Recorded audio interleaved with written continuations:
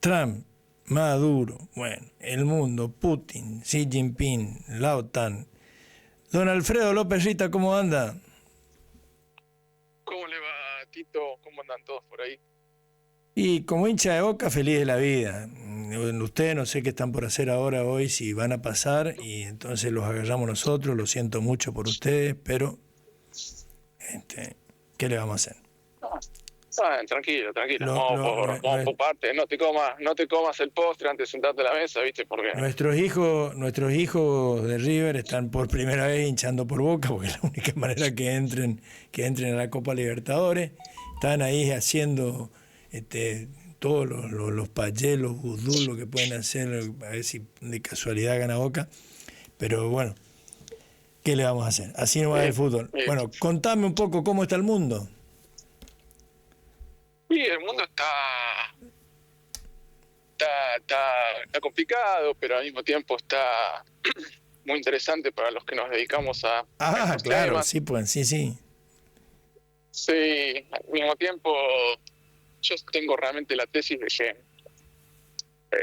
todas estas cosas siempre han ocurrido. Lo que pasa es que hoy lo que tenemos es un grado de visibilidad y de seguimiento de los detalles y de los temas, ya no hora a hora, minuto a minuto, vía redes, vía sitios web, vía innumerables formas de acceder a la información. Entonces eso hace que la información pareciera nunca ser suficiente, pero que en realidad cuando vos tenés a ver las tendencias generales, bueno, ya sí son suficientes como para de alguna manera darte un cuadro de situación que en estas conversaciones que nosotros venimos manteniendo, bueno, lo venimos reiterando. Quizás tu público ya le parece un poco redundante, pero la verdad que el análisis y las consideraciones que yo hago respecto a todo eso no cambian con los días, porque los trazos gruesos están bastante claros y hemos dicho...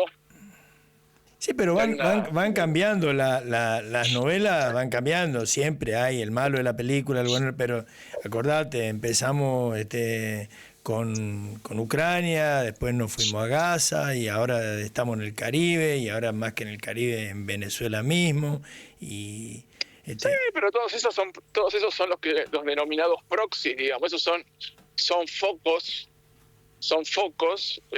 bastante más de coyuntura, si querés, por más que en el largo plazo algunos puedan tener otras complicaciones, como puede ser la situación en Medio Oriente o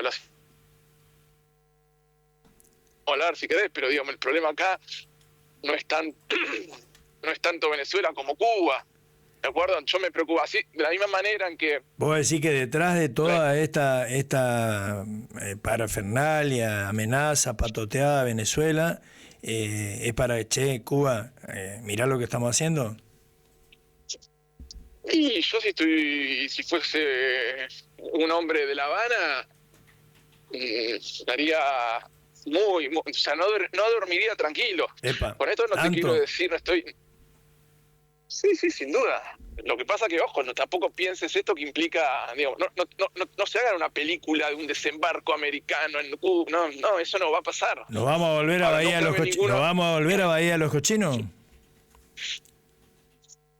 creo, la verdad que no creo, pero cualquiera, digamos, que ha seguido estos temas sabe, digamos, de la gravitancia que tiene Cuba, particularmente en el sostenimiento del gobierno venezolano en los últimos años, en materia de política de defensa, en materia de política internacional, en materia de asistencia técnica, en materia de inteligencia estratégica, en materia de provisión de cuadros técnicos. Eso ni siquiera es una conjetura, son datos concretos.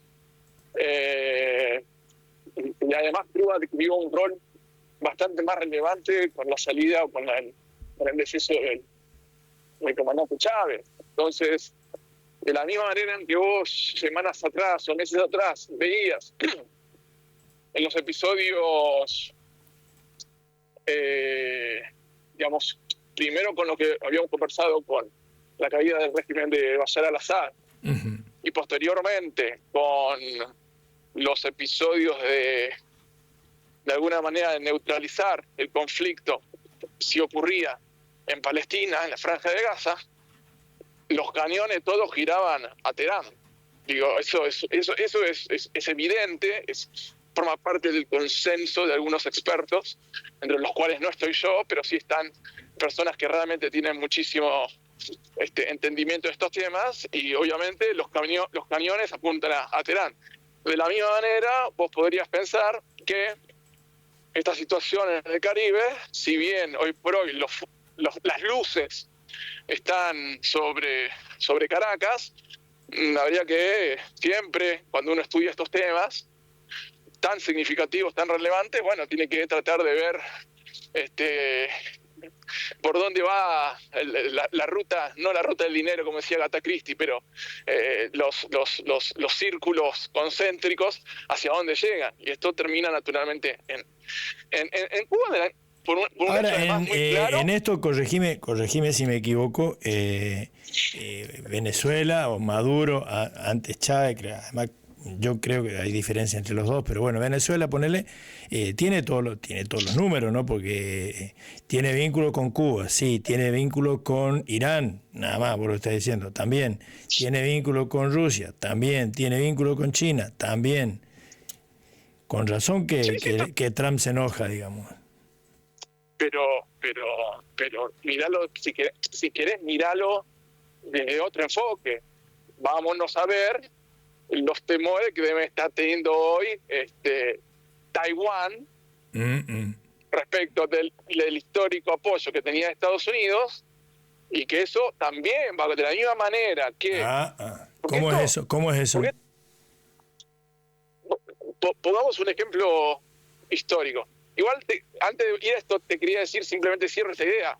Seguilo a Marco Rubio, ¿de acuerdo? Porque sí, todo ese proceso, ¿quién es Marco Rubio? ¿De dónde viene Marco Rubio? ¿Cuál es el respaldo de Marco Rubio? ¿Cuál es el establishment de respaldo de Marco Rubio? Y todos los actores, de alguna manera, de esa línea que tienen por objeto el ordenamiento del... Recordarle en 30 segundos a nuestra audiencia quién es Marco Rubio, de dónde viene y a quién responde, o cuál es su camiseta.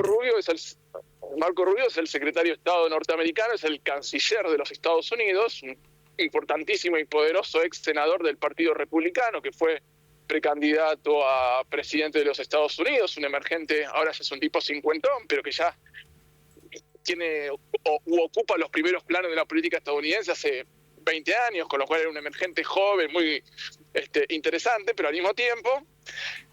interesante, digo, en términos de su protagonismo. Muchos al mismo tiempo le atribuyen cierta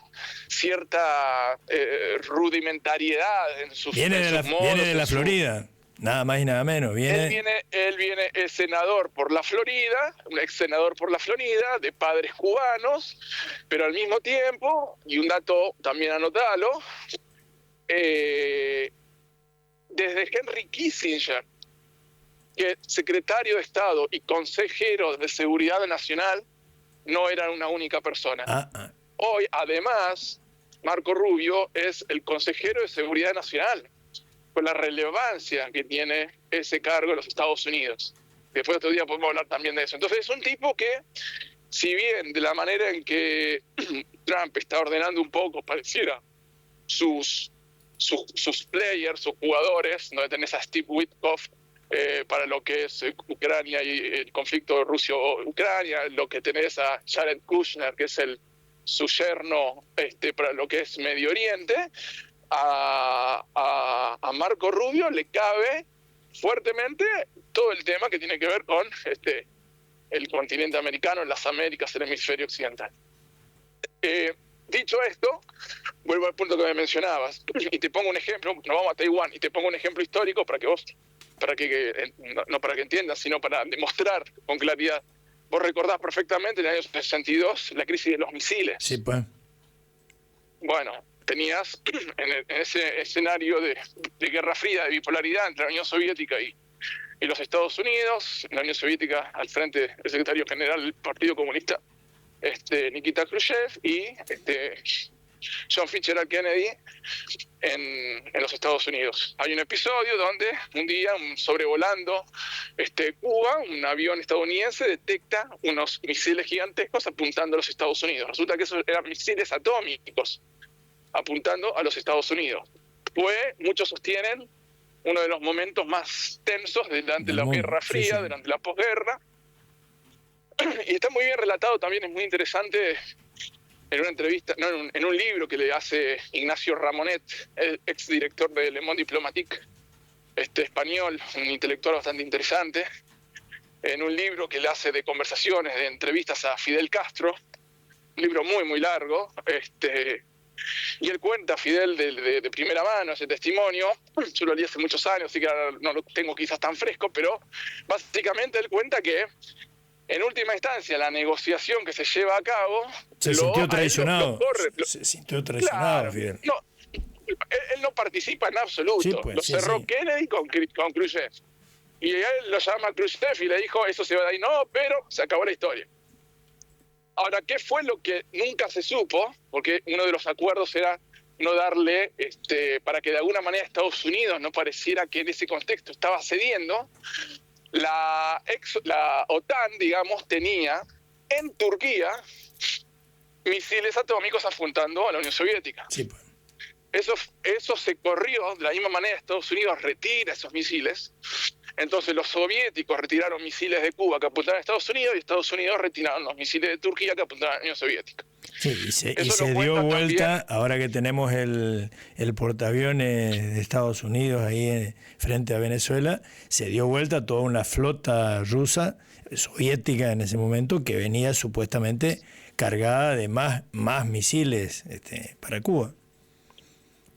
Bueno, precisamente. Entonces lo que te quiero decir es que acá, yo he dicho todo el tiempo, en los últimos meses, acá se están ordenando las esferas de influencia. Cada uno va a mandar, van a haber algunos actores importantes, China, Rusia, Estados Unidos, si querés más o menos sintetizarlos, con sus respectivas esferas de influencia, y aquellos que estén mojando el pan en el tuco del otro, no lo van a poder hacer más.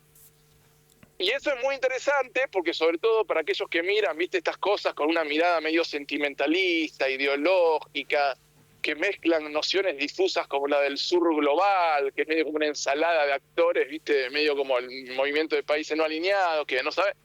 Bueno, ahora vas a empezar a ver cuál es el compromiso real que estos países, que son los países más relevantes, tienen al momento de respaldar o no a estos aliados regionales. Entonces es muy probable que en el juego del ajedrez que implica la política internacional, bueno, le digan a China y Rusia, le digan a Trump, bueno, entendete vos con Maduro, y vos no te metas en Ucrania, claro. O dirían los rusos, y vos no te metas en Taiwán, le van a decir los chinos. Claro, o sea, tranquilo, sí, los chinos, a ver si lo hacemos más fácil, digamos, para Doña Rosa.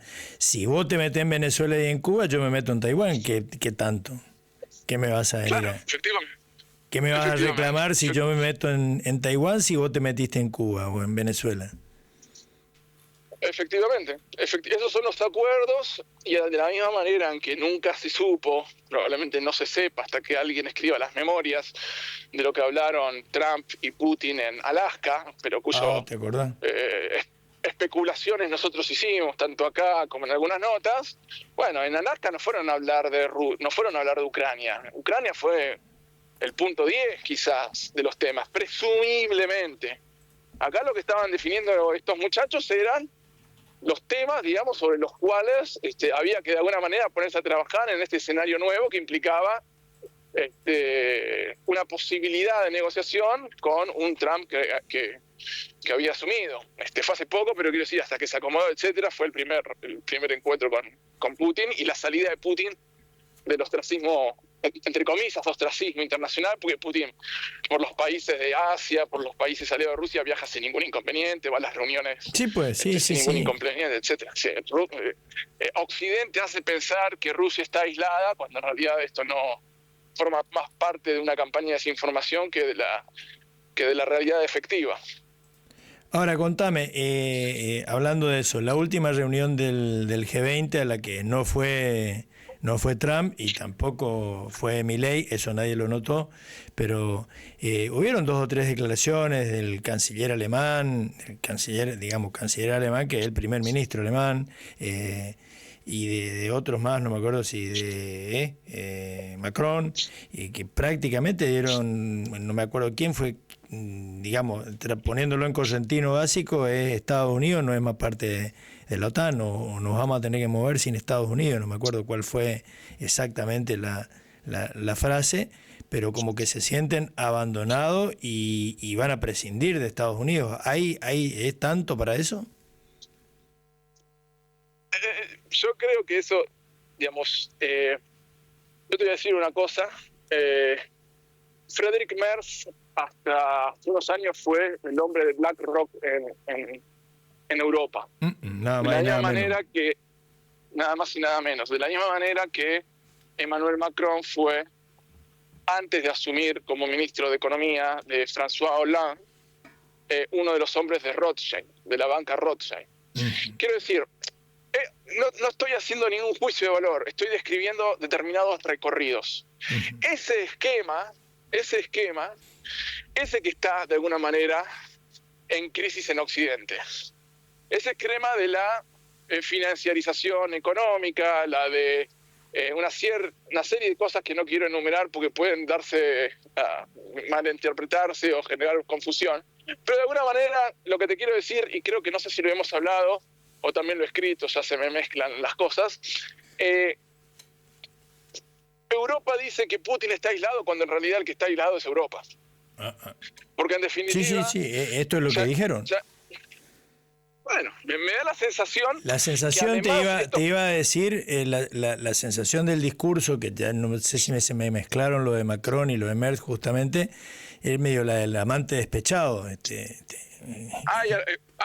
Hay algo de eso, porque además, digo, ellos no tienen ninguna posibilidad de afrontar el escenario que están no solo previendo, sino que casi te diría que están performativizando, porque parecieran que están llamando a la guerra con Rusia en los últimos días, y eso lo vas a empezar a ver, ya se está notando, pero hacer un seguimiento del tema, hay que ver qué grado de escalada le van a dar. Pero Alemania presentó un programa de rearme que se llama Plan DEU, que sería Plan DEU de Deutschland, es el plan de rearme de Alemania, que establece una serie de objetivos de cara a un rearme para el 29, donde ellos están previendo que va a ser cuando, según ellos, Rusia va a invadir Europa. De la misma manera, ¿Rusia va a invadir Europa? Eso lo dicen y lo escriben. Sí, la tesis de ellos, la tesis de los países europeos es que de la misma manera que avanzaron sobre Ucrania, desconociendo toda una explicación que ya hemos dado nosotros acá, que tiene que ver con la expansión de OTAN sobre los países del este. Toda una historia que no es nueva, que ya arrancó en la época de Yeltsin-Clinton, que luego hay un famoso discurso que da Putin en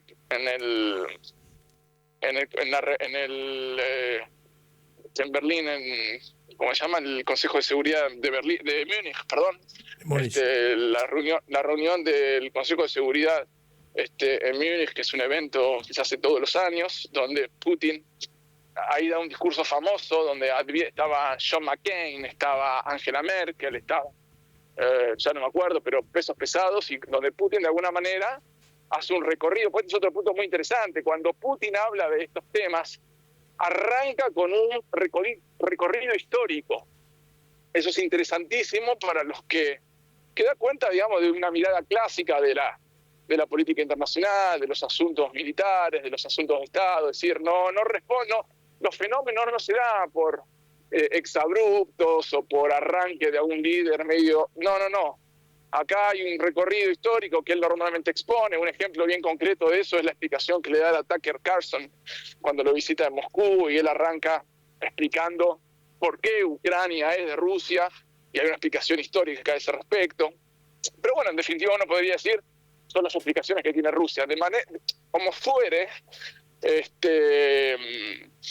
lo que están previendo ellos es un escenario de escalada del conflicto armado en Europa de cara al 29, y de la misma manera que los alemanes sostienen y han avanzado con este plan, la semana pasada el jefe del Estado Mayor de Francia dio un discurso que de hecho levantó el diario La Nación, frente a un encuentro de alcaldes de Francia, todos los alcaldes de Francia reunidos frente al jefe del Estado Mayor, donde él básicamente también sostiene que estamos en los prolegómenos nuevamente en estos términos, digamos. Te invito a que vayas y veas, porque no da lugar a la interpretación.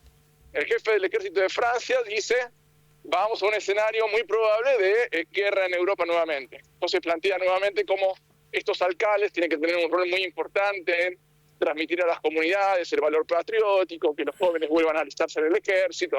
Bueno, eso es lo que está discutiendo en Europa, sorprendentemente, en tanto y en cuanto no se acepten los términos de los acuerdos. Es decir, fíjate vos, y esto también es un principio de la diplomacia, de la política internacional, muchas veces para garantizar la paz. Hay una frase interesantísima de Winston Churchill, cuando en la Segunda Guerra Mundial él tiene que sacrificar unas tropas que estaban apostadas en Calais, en el puerto de Calais, que era un puerto muy cercano a lo que iba a ser Normandía, donde iban a desembarcar finalmente las fuerzas. El día D. Exactamente. Entonces, según la inteligencia, los informes de inteligencia que tenían los británicos, como son puertos relativamente cerca en el norte de Francia, los alemanes dudaban dónde se iba a producir el desembarco. Tenían información de que finalmente el segundo frente, como lo denominaba, se iba a abrir, pues tenías el frente oriental, donde ya estaban lanzados con todos los soviéticos y los alemanes retrocediendo, y con la apertura del segundo frente ya era el acabose. Entonces, pero esto también es una discusión, medio una falta de entendimiento histórico, porque para ese momento la Unión Soviética ya había roto todo el frente oriental alemán, estaba lanzado, los alemanes retrocediendo, y muchos sostienen que previendo que los soviéticos ya iban a entrar no solo a Alemania, sino a Francia, etcétera, etcétera, es que tienen que entrar los estadounidenses para justamente ponerle en realidad un tope a los soviéticos. Sí, pues. ¿De acuerdo? Sí. Y ahí es donde tenés la Guerra Fría, el muro de Berlín, la división de Berlín, que no etcétera, sean etcétera. Solamente los rusos los que ocupen Alemania, fundamentalmente. No, y no perder Europa, porque en realidad hoy estamos discutiendo, o están discutiendo estos países, Estados Unidos particularmente, pareciera como desinteresados por Europa y consecuentemente salirse de la OTAN, pero en realidad los que tenían la intención de conservar o de armar la OTAN para conservar la seguridad de Europa frente a la avanzada soviética era Estados Unidos. Que esa es otra discusión, ¿no? También para tener en cuenta. Pero como fuere, en ese episodio de Calais, ¿qué dijo Churchill? Churchill les manda una carta a los soldados de Calais que estaban siendo atacados con todo. Eso está también reflejado en algunas películas, interesantísimo, tremendamente duro, porque ahí ves lo severo de la política. Hay una frase, una carta que Churchill manda, que después levanta en sus memorias, por las cuales obtiene el Premio Nobel de Literatura, que básicamente él le informa, estaban pidiendo el pelotón o el escuadrón destinado allá, ayuda urgente, porque estaban siendo sacudidos sin piedad, y Churchill les informa en esa carta, que es una carta donde hace una introducción diciendo, la frase más importante es: nunca tan pocos hicieron tanto por tantos. Eso. Y termina diciendo, les informo por medio de esta carta que no serán evacuados. Repito, no van a ser evacuados. Entonces está diciendo, van señores, a morir ahí.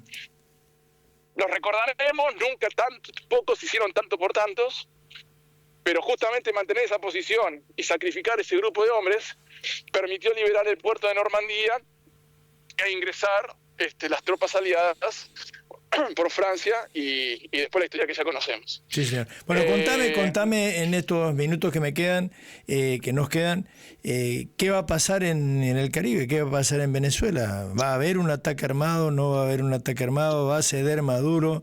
¿Va a calmarse Trump? En este momento comenzó una reunión de gabinete en Washington, donde están todos juntos. Efectivamente.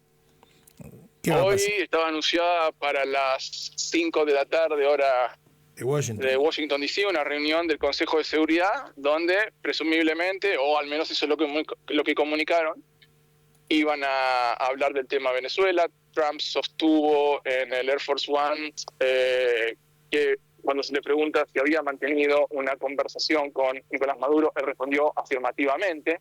Esa conversación telefónica existió, y como hace siempre Trump, no dio o no abre o no da lugar sí, ni sí ni no.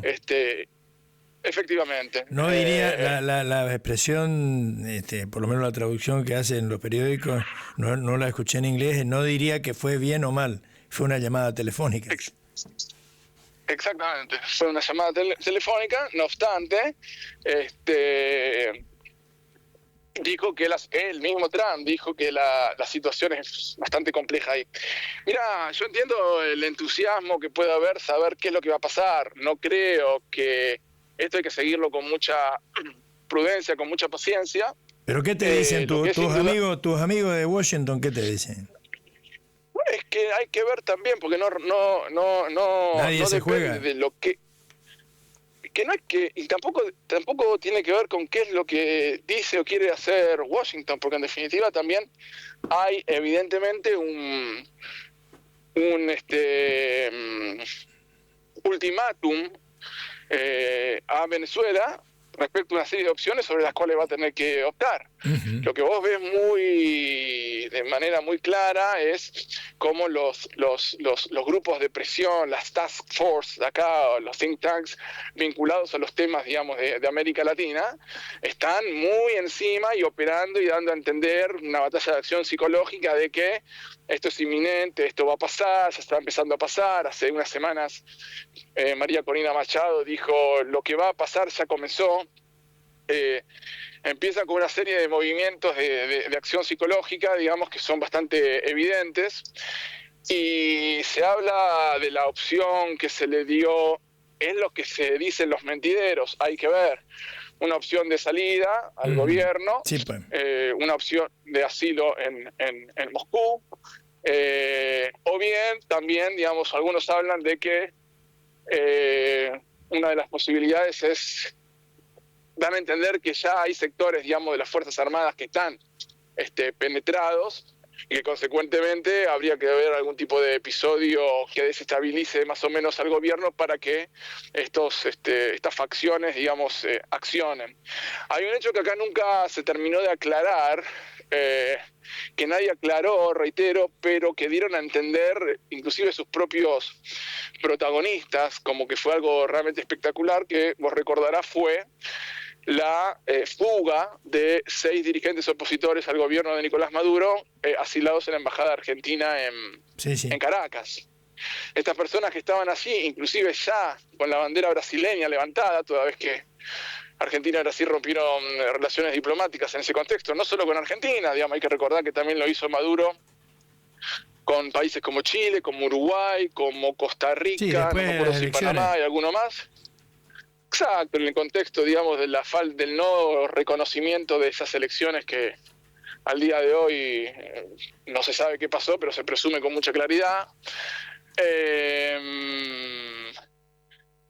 Tiempo después, estas 6 personas que estaban alojadas en la Embajada Argentina aparecieron en los Estados Unidos. Nunca se supo ni se aclaró cómo fue que se produjo esa salida. Pero muchos dan a entender que fueron mismos fuerzas del gobierno venezolano. Alguien miró para otro lado. Adentro. Sí, no solo que miró para otro lado, que abrieron la puerta, sí, pues. Llamaron al Uber y todo. Pero bueno, algo de eso pasó, y lo cierto es que esos dirigentes hoy están acá en los Estados Unidos. Entonces también me parece que ahí tenés un mensaje que para que sabe entender es bastante evidente. Así que lo que hay que hacer es tener bastante paciencia. Lo que sí es indudable es que vos no movés por el portaaviones más grande de los Estados Unidos y otros elementos de la flota con destino al Caribe solamente para ver qué pasa. Me parece que hay movimientos que intentan preanunciar algo. ¿Hay barcos rusos en el Caribe también? ¿Barcos de guerra rusos en el Caribe, como dicen algunas informaciones? No, me parece un disparate pensar que Estados Unidos toleraría la presencia de barcos rusos en el Caribe. No, y de hecho, no me acuerdo quién el otro día justamente anunciaba algo por el estilo, algún tipo de desplazamiento de barcos rusos a los efectos de apoyar o asistir. Pero imagínate si Vladimir Putin, en el contexto que estamos negociando la posibilidad, digamos, de un acuerdo de paz en Europa, de que me den la mitad de Ucrania. Pero te das cuenta que acá me parece que hay gente que habla de manera realmente muy apresurada. Bueno, me están echando, me están echando sin que venga Trump y sin que venga Putin. Continuamos en otra edición de Al caer la tarde, Alfredo. Muchísimas gracias. Un saludo grande a todos. Don Alfredo López Rita, en este caso está en Buenos Aires.